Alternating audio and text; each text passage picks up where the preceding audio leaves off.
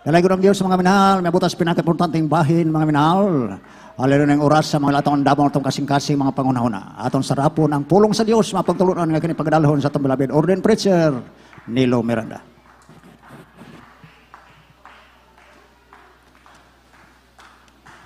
Amen. Praise the Lord. God bless you po ating beloved co-preacher, Brother Ricardo Bautista. Dalay ko ng Diyos, o gapurin po ating mahal na Panginoon. Tayo pong lahat ay magkaisang dumalangin. Praise the Lord. Hallelujah. Dakilan namin ang mga Diyos na makapangyarihan sa lahat ng mabanal. Sa pangalan mo, aming dakilang Diyos, aming pinakamamahal na Panginoong Yesus. Sa unang dalangin namin, beloved, Honorable Pastor Will Estrada Almeida, maraming salamat sa dakilang blessing na binigay mo sa amin, O Diyos, araw na ito. Sa aming patuloy na pagsamba, pagpupuri, O Diyos, sa dakilang pangalan. Taglay namin ang kalakasan na gumula sa iyo. Salamat sa matamis na presensya, O Diyos. Narito kami, O Diyos, sa pagkikinig sa iyong banal na salita. Minsan ang patawarin ng bawat sa amin. Saliksikin mo ang aming mga puso. Ugasan kaming lahat gawing karapat-dapat sa pagkikinig sa iyong salita. Maging sa lahat ng mga viewers, mga kapatiran, O Diyos. Alisin niyo po ang pag-alinlangan, gawa ng kaaway. And bind the power of darkness, unbelief and doubts, hindrance cast out. In Jesus' name, amen and amen. Praise the Lord. Daligo ng Diyos, purihin po ang ating mahal na Panginoon. At makabalik po tayo sa ating mga upuan. At tayo po ngayon ay makikinig ng banal na salita ng Diyos. Amen. So, unat, higit sa lahat ang pinakamataas na papuri, pasasalamat, pagsamba, pagluwalhati, pagdadakila at pagparangal ay tanging sa ating pinakamamahal na Panginoong Yesus. At patuloy po tayong nagbibigay ng paggalang sa ating minamahal at ginagalang na Evangelista Will Estrada Almeida, the end-time prophet of our loving God.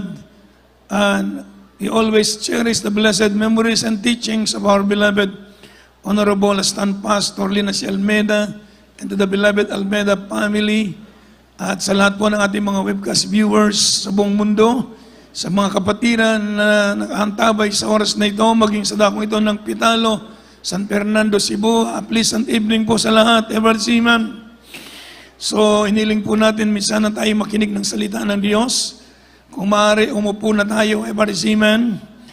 O maging yung mga lakad ng lakad. Kung maaari, huwag na tayong maglakad. Amen. Makinig tayo ng salita ng Diyos. Eversiman. Kunin nyo yung banal na kasulatan at ating pong samantalahin ang pagkikinig ng salita ng Diyos. Eversiman. Dahil sabi ng Biblia, darating ang araw, ang tao maghahanap ng salita ng Diyos. Eversiman. Magugutom ang tao hindi sa pagkain literal, kung hindi salita ng Diyos. Ito'y sa panahon ng mga anak ng Israel, sinabi ng Biblia, at nangyari. Ibig sabihin, yung mga tao noon sa panahon ng Israel, matigas ang ulo. Sabi po ng Biblia, magugutom sila. Sa oras na kailangan nila ang guide, salita ng Diyos, ang mga ang mga prophets, wala. Kaya inanap nila ang Panginoon. The same time, pwede mangyari sa ating panahon ngayon. Eversiman. Kung sa panahon noon, itinakwil nila ang salita ng Diyos, maaari sa ating panahon ngayon, maraming nagtatakwil ng salita ng Diyos, darating ang araw, hanapin nila ang salita ng Diyos. Maging sa mga Kristiyanong palamig-lamig, bumabalik sa kasalanan, ito'y tanda na darating ang araw, hanapin nyo ang guide sa salita ng Diyos. Hanapin ninyo ang tambag sa pulong sa Ginoo, wana mo'y makit ang mutambag ninyo. Eversiman. Mauna, karong sa panahon nato, ataga natog dakong bili ang pulong sa Ginoo. Eversiman.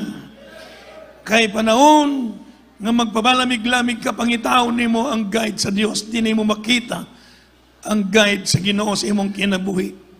Muna may tabo nga miserable ang imong kinabuhi. Walay Kristiyanong nitalikod sa Dios na himong malipayon ang kinabuhi. Eversiman. Kasagaran na himong miserable ang ilang kinabuhi. Kay ilang gisalikway ang Ginoo. Eversiman. So ang atong topic karon, may tungod kining the horrible consequences of o ito tinatawag na falling away from God. Eversiman.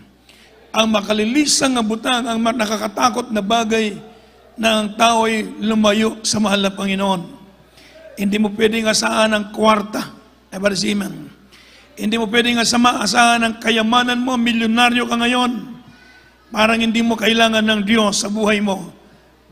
Balang araw, iiyak ka ng dugo. Ever say amen. Hanapin mo ang Panginoon, subalit hindi mo siya masumpungan. Ever say amen.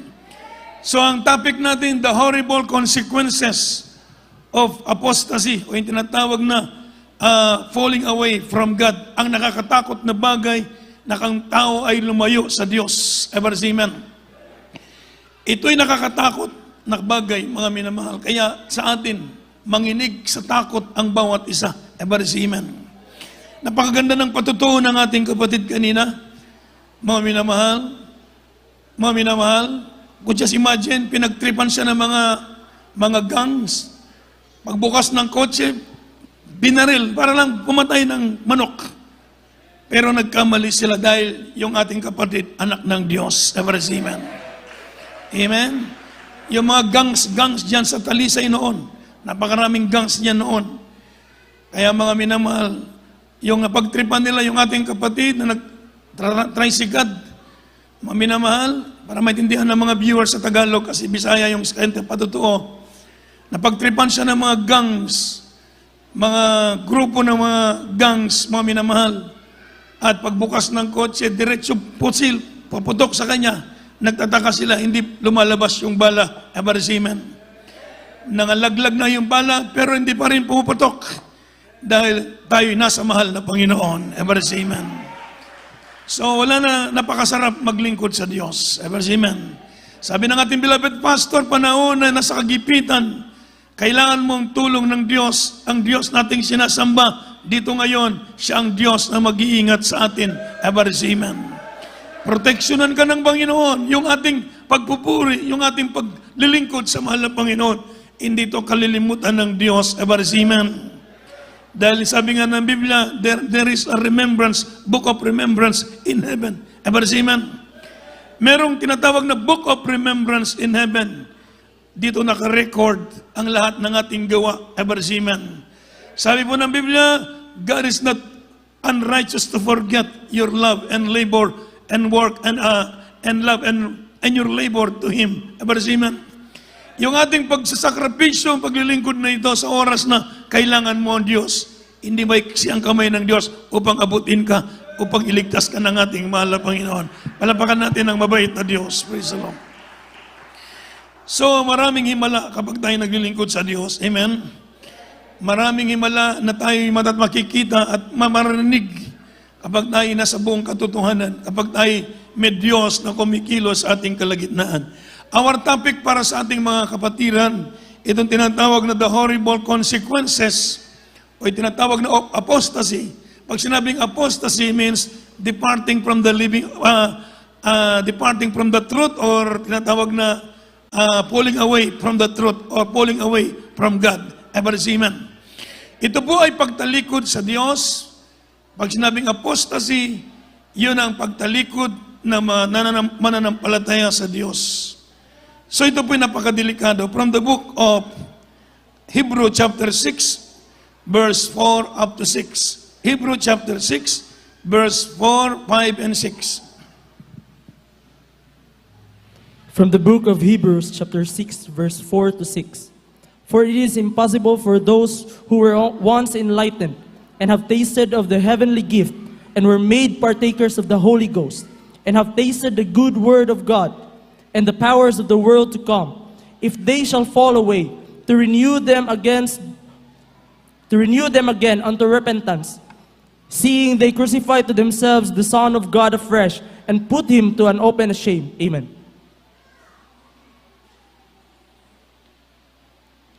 Hebrehanon, Kabanatang 6, ang talatay 4 hanggang 6. Sapagat tungkol sa mga minsang naliliwanagan, nakalasap ng kaloob ng kalangitan at mga nakabahagi ng Espiritu Santo at nakalasap na mabuting salita ng Diyos at ng kapangyarihan ng panahong darating. 6. At saka nahiwalayan ng Diyos ay di maaaring baguhin silang muli sa pagsisisi. Yamang kanilang pinagpapakong muli sa ganang kanyang sarili ang anak ng Diyos at nilalagay na muli siya sa hayag ng kahihiyan. Amen. Everybody shout, Amen. Maliwanag po mga kapatid. Everybody say, praise the Lord. Sabi po na ba na kasulatan, for it is impossible for those who were once enlightened and have tasted of the heavenly gift and were made partakers of the Holy Ghost and have tasted the good word of God and the power of the word of God, and the word to come, and they shall fall away to renew them again unto repentance, seeing they crucify to themselves the Son of God afresh and put him to an open shame. Everybody say amen. Imposible na daw, mga minamahal, sa verse 4, sabi po ng Biblia, imposible para sa mga taong minsan pang sila'y kinabagan ng Diyos, nabuksan ang kanilang kaisipan at kinabagan, nakatanggap ng regalo ng Diyos, ng kaligtasan, at naging partaker sila sa banal na Espiritu Santo, nakatanggap sa Holy Spirit, at pagkatapos, mga minamahal, sabi po ng verse 5, mga minamahal, at natikman nila ang kabutihan ng kagandahang loob ng salita ng Diyos at ang kapangyarihan nito, at sila'y tumalikod sa mahal na Panginoon. Ever say amen? It is impossible them to renew. Mahirap, sabi ng ating beloved Honorable Assistant Pastor Rina C. Almeda, kapag ang Kristiyano ay naglilingkod sa Diyos at tumalikod sa Diyos, bumalik sa kasalanan, bumalik sa bisyo, mahirap siyang makabalik muli sa mahal ng Panginoon.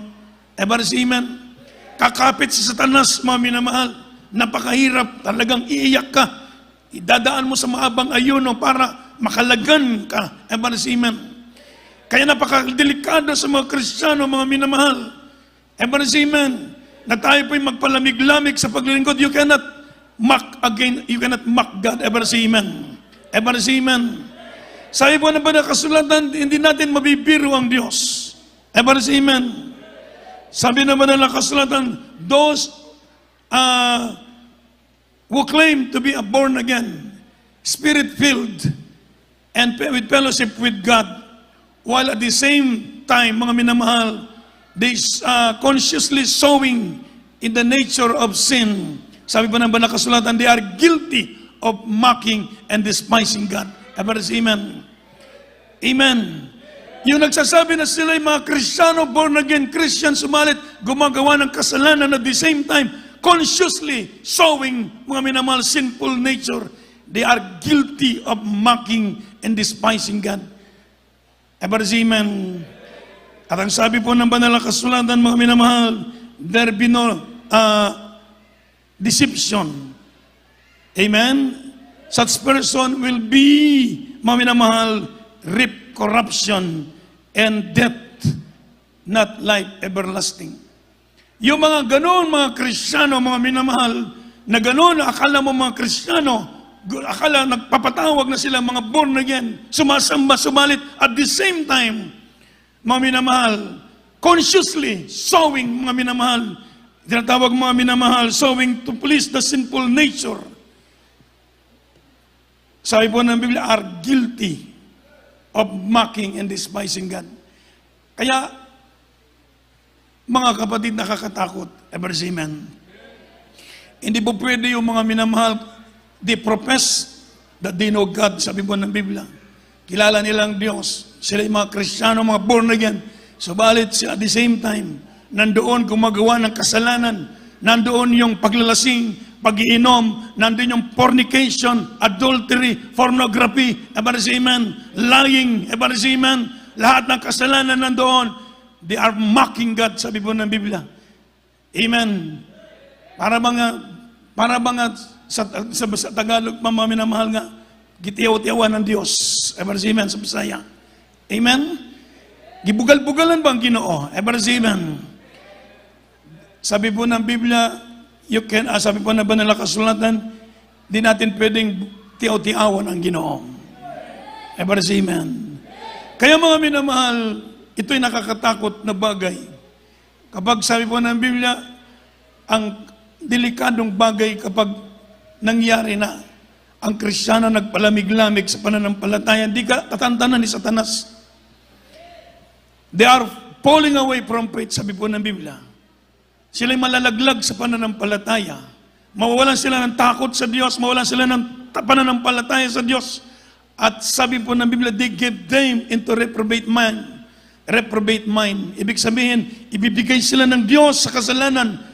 Bakit bibigay sila ng Diyos sa kasalanan? Para wala silang ikadahilan, hindi sila mapapahamak. Nasa Biblia po yun. Everybody say amen. Kumbaga, suwak na suwak ba? Amen. They gave into reprobate mind, sabi po ng Biblia. Para wala silang ikadahilan. Yun ang nakakatakot.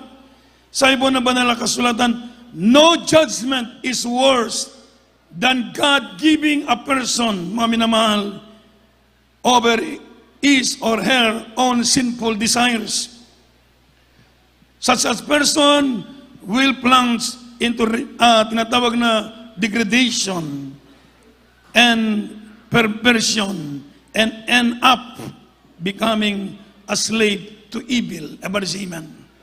Yun ang nakakatakot na kabagay kapag ang Kristiyano nagmatigas yung ulo, pabayaan ka ng Diyos. Wala ng conviction, walang palo, mga minamahal, dahil sinuka ka ng Diyos. Everybody say amen. Sabi, ba't walang palo? Ba't walang conviction dahil matigas na yung puso mo? Ibig sabihin, pababayaan ka ng Diyos. Kaya sabi po no judgment is worse than God giving a person, mga minamahal, everest or his own sinful desires. Yung lahat ng kasalanan gusto mo nang gawin, wala nang preno, wala ka ng conviction, wala ka ng takot sa Diyos. Tuloy-tuloy ka na, mga minamahal. Yun ang pinaka-judgment ng Diyos sa iyo. Yun ang sabi na, no judgment is worse. Wala nang pinakalabaw pa. Wala nang pinaka-igit na hatol ng Diyos sa tao. Kapag wala na siyang takot magkasala sa malapay na tuloy-tuloy siyang sa paggawa ng masama, sa paggawa ng kasalanan. Dahil yun ang pinakasabi ng Biblia na pinaka-worst na judgment ng Diyos sa isang tao na matigas ang ulo. Everybody say amen. Amen.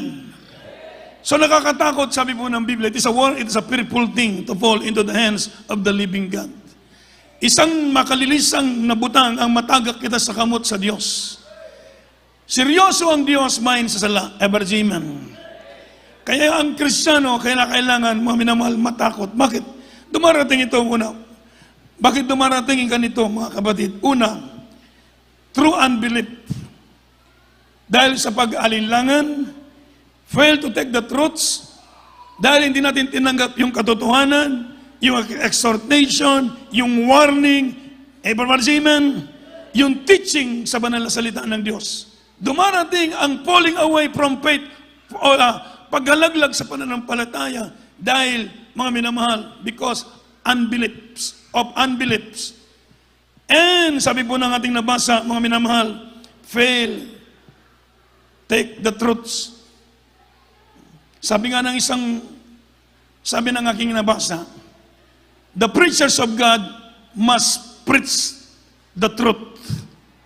Amen. So that the members of congregation will live in the truth. Everybody say amen. Ang mga mangangaral, ituro ang katotohanan, we bring the whole essence of God, we preach the whole essence of God, everybody say amen, of the gospel.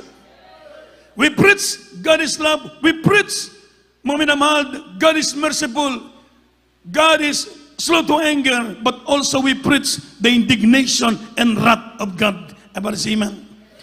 Pinapangaral natin ng Diyos ay mabait, mamawain ng Diyos, puno ng abag at awa ang Diyos, sumalit. Ipangaral din natin, ang Diyos ay seryoso bahin sa sala. Everybody say amen. Malaking consequences, malaking damage. Everybody say amen. Amen. Malaking damage sa pamilya, malaking damage sa pananampalataya, mga minamahal, at hindi mo ma-please ang mahal na Panginoon. Amen. May mga consequences na darating, yung tinatawag na judgment ng Diyos. We will not judge, but the Lord, the word of God will be judge you. Everybody say amen. Ayaw hingan nga, judgmental. Ang Diyos, ang salita ng Diyos, ang mag-judge. Everybody say amen.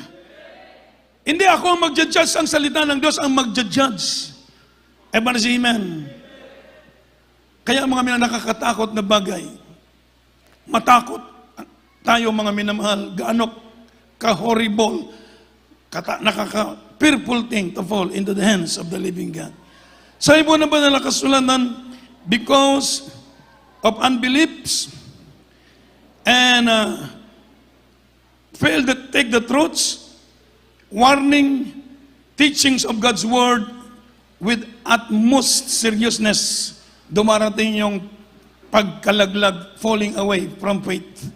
Another thing, because through the deceitfulness of sin, they became increasingly tolerant of sin in their own lives. Hebrew chapter 3, verse 13, kindly.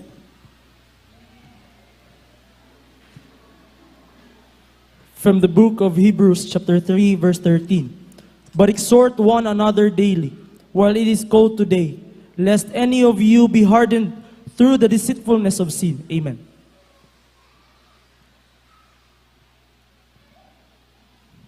Hebreano, Kabanatang 3, ang talatay 13. Ngunit kayo ngaralan sa isa't isa, araw-araw, samantalang sinasabi, ngayon, baka patigasin ang sinuman sa inyo ng daya ng kasalanan. Amen. Everybody say amen.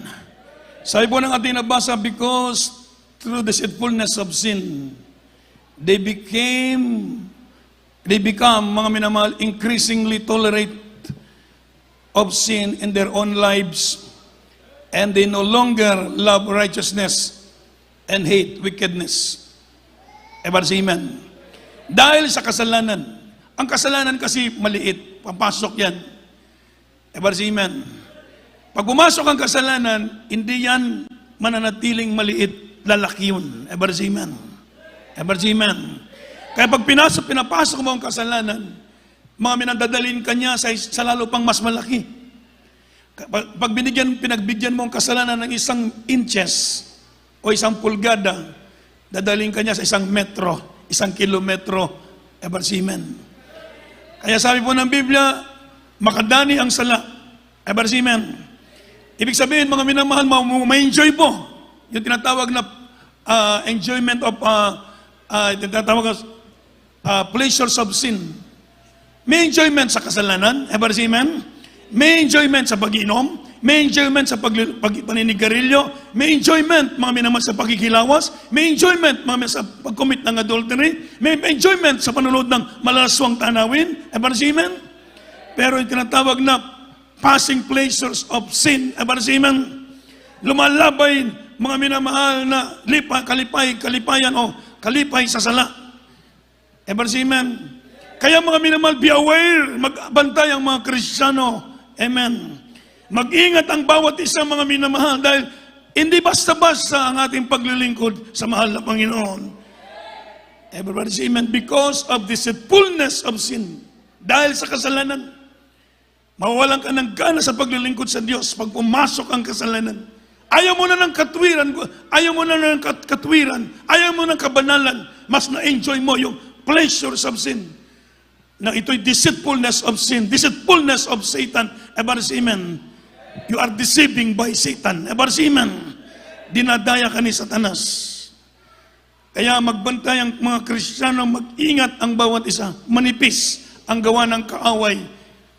Pag hindi mo bantayan, kawawa ka. Everybody say amen. And through hardness of heart, dahil sa katigasan ng puso, and rejecting God's way, they ignore ito po tinatawag na repeated voice and rebuke of the Holy Spirit. Ang Holy Spirit nagre-rebuke. Pinapalalahanan ka ng Diyos. Kinakausap ka ng Diyos. Subalit, because of the hardness, tinatawag na through hardness of heart, dahil sa katigasan ng puso. Everybody say amen? Everybody say amen? Kaya mga minamahal, nadadaya ang Kristiyano, nanlalamig sa pananampalataya, inignore niya ang pangungusap ng Diyos, ang banal na Espiritu Santo. Yung tinatawag mga minamahal na rejecting God's way and ignore the repeated voice and rebuke of the Holy Spirit. Ang Espiritu Santo nagre-rebuke, nagtutuwid sa atin. Anak, mali yan. Ever seen man? Anak, hindi tama yan. Subalit, sa katigasan ng puso, mga minamahal, doon nawawala ang kasigasigan. Yung tinatawag na kainitan sa paglilingkod sa mahal na Panginoon. Ever seen man? Because the Holy Spirit is grieved. Pag mag-grieve ang Holy Spirit, iwanan ka ng Espiritu Santo, wala kang magagawa. Kaya sabi po ng Biblia, be steadfast, be on fire, be filled with the Holy Spirit always, ever say amen. So that when you receive the Holy Spirit, sabi po ng Biblia, you have power, ever say amen. You have power to overcome the sinful nature, you have power to overcome temptation, ever say amen. You have power to overcome the lust of the flesh, ever say amen. Kaya ang Holy Spirit, ingatan mo. Pag nag-grieve ang Holy Spirit, mag-ayuno ka, umiyak ka sa Diyos. Huwag mawala sa iyo ang banal na Espiritu Santo dahil ang Holy Spirit, siyang selyo mo. Palapakan natin ang ating mahal na Panginoon. Pag mabroken ang Holy Spirit, mga minamahal, kawawa ang Kristiyano. Pag umalis ang Holy Spirit, wala ka ng joy, wala ka ng peace, wala kang temperance, wala kang long suffering, wala ka ng faith, wala ka ng tinatawag na takot sa Diyos, mga minamahal, pag walang Holy Spirit sa iyo. Dahil pinagbigyan mo ang gawa ng kaaway. Kaya nakakatakot na bagay, mga minamahal. Kaya sabi ng mga banal na kasulatan, itong tinatawag na the horrible consequences. Anong magiging consequences? Ano magiging consequences kapag ikay lumayo sa Diyos? Kapag ikay nahulog sa pananampalataya? Ano magiging consequences? Wawasakin ka ni Satanas. Sabi po namin, it is a fearful thing to fall into the hands of the living God. It is a fearful thing to fall into the angry God. Ever see, man? Magagalit ang Diyos sa iyo. Palapakan mo natin ng malakas ang ating mahal na Panginoon. Amen. Kaya pag magalit ang Diyos, yun ang pinakatakutan nating bagay. Ever see, kinakailangan magpakumbaba lagi ang Kristiyano. Ipakumbaba natin ang ating sarili, sumunod tayo sa kalooban ng Diyos at tayo po ay pagpapalain ng ating mahal na Panginoon. Huwag niyong pabayaan ang inyong paglilingkod sa Diyos. Kanya-kanya tayo ng paglilingkod sa mahal na Panginoon. Kanya-kanya tayo ng trabaho sa paglilingkod sa Diyos. Ikaming mangaral kami, mag-warning, magturo, mga minamahal. At yung aming tinuturo, ginagawa namin, ever see, man. Kung mga pari lang sana ang magturo, pwede natin itsipwera, mga minamahal. Ever see, man? Pero yung mga nagtuturo, madaling araw pa, araw nga sa adlaw nga sa tanan, mga minamahal, nagluhod para mag-ampo atong beloved pastor para sa atong kaluwasan. Palapakan natin ang ating mahal na Panginoon. Ever see, man? Kaya mga minamahal, sabi po ng Biblia, wala nang Kristong ilang sang sa krus. Kapag sinasadya ang kasalanan, sabi ng banal tayong nabasa kanina, it is impossible for them to renew. Nakakatakot. Ever see, man? Imposible para sa kanila silang muling baguhin.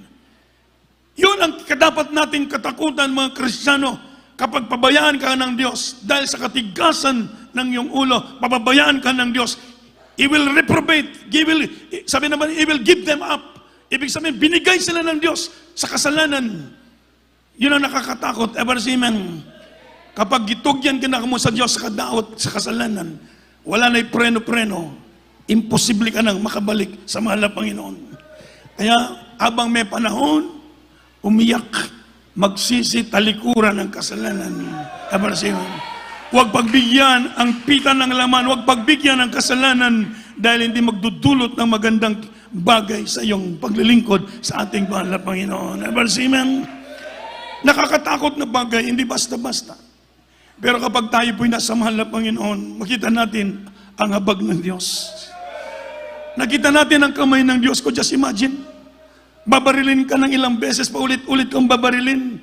Kinasalaman uli, binaril na naman. Hindi pumuputok, imposible yun. Pero magiging posible para sa atin, tayo naglilingkod sa ating mahal na Panginoon. Every say, amen. Nandiyan ang protection ng Diyos sa atin kapag tayo gumagawa. Nakikita ng Diyos yung ating puso. Gusto nating paglingkuran ng mahal na Panginoon. Gunitan ta sa Ginoo. Ever say amen. Kaluyan ka sa Dios. Tabangan ka sa Ginoo. Dili ka pasagdan sa Ginoo. Mahimo sa Ginoo. Ligunan ka diha. Kaya siya nga atong kusog. Ever say, praise the Lord. Wala kita'y mahimo sa atong kaugalingon kung wala siya. Ever say amen. Aba ni saad siya maminamahal. Sabi po ng Biblia, I will strengthen thee. I will help thee. I will uphold thee with the right hand of my righteousness. Ever say amen. Gunitan ka sa Ginoo, dili ka pasagdan sa Dios. Mga minamahal, mahimo sa Ginoo ang lahat ng butang. Kaya nang mahalapan gawin lahat ng bagay. Kaya kang pagpalain ng mahalapan. Kaya kang pangawakan at pagpalain ng ating mahal na Panginoon. Wala na tayong masabi na napakabait ng Diyos. Sobra-sobrang pagpapala sa atin ng mahal na Panginoon. Sa ina sa katotohanan, langit ang ating tutunguhan. Never say amen. Nakaredy na ang ating mga mansyon sa langit. Never say amen. Merong binigay ng Diyos, sabi ng Biblia, I prepare a mansion for you. Ever say amen? Inihanda tayo ng Diyos sa mga mansyon sa langit. Dito pa lang sa lupa, nandito nakasama natin ang Diyos. Pagdating doon, meron pa tayong mansyon. Mabuhay tayo, magpawalang hanggan, kasama ng mabait na Diyos. Kaya, be on fire in serving the Lord. Be not deceived, sabi po ng Biblia. God is not mocked. Everybody say amen.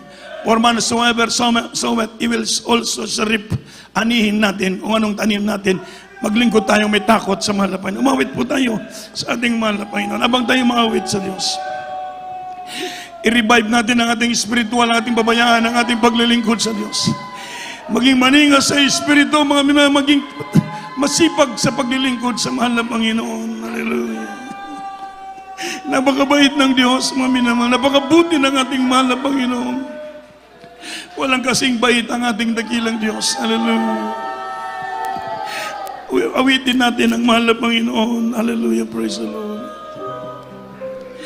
Ang katapatan ng Diyos ay tunay sa bawat isa atin. Tapat siya na Diyos na umibig sa atin, mga minamahal. Habang inaawit kanina yung dakilang katapatan, hindi mapigilan ang aking luha, mga minamahal. Gaano katapat ang Diyos sa bawat isa atin. Tapat siya na Diyos na umibig sa atin. Hallelujah. Praise the Lord. Katapatan mo, Diyos, tunay at dakila. Ating pasalamatan ng malapin. Pag-ibig mo'y wagas at walang kapantay sa aking puso. Yes, sa aking buhay. Papurit pagsamba iaalay. Bukas noon ngayon magpakailanman luwalhati ka.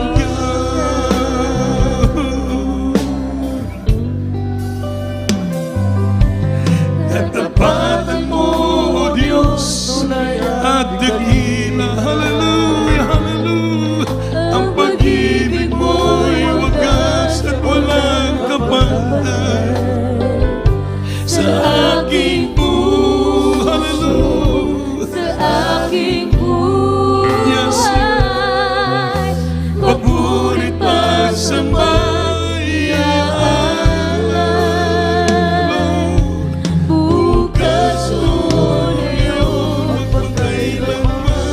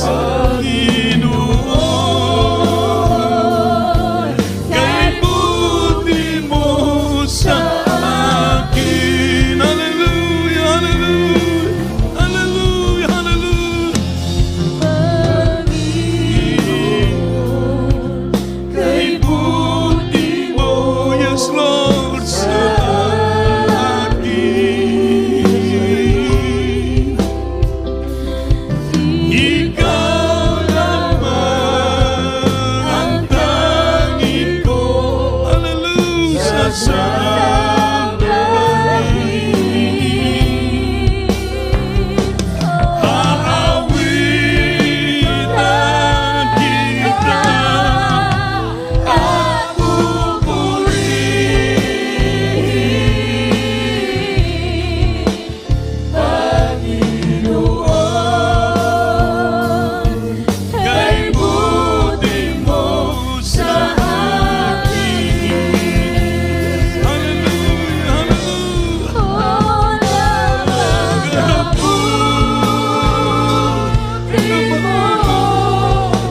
Di ka nagbabago,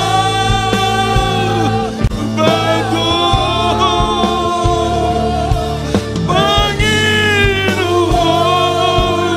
kay hallelujah ka.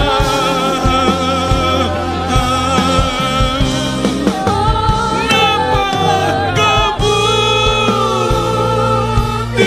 mo, di ka nagbabago.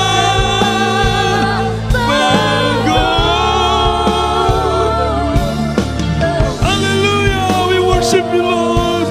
Kay buti mo sa akin.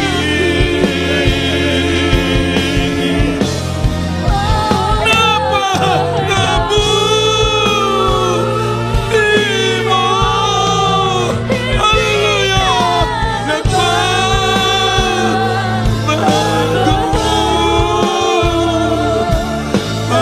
Panginoon, luwalhatian ka. Hallelujah, hallelujah, hallelujah.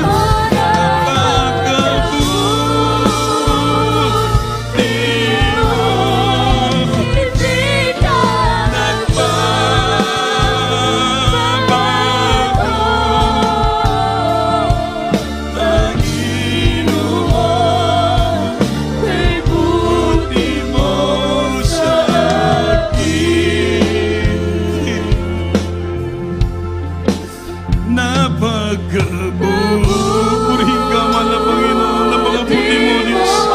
We praise your name. Hallelujah, hallelujah. Thank you for your goodness, Lord.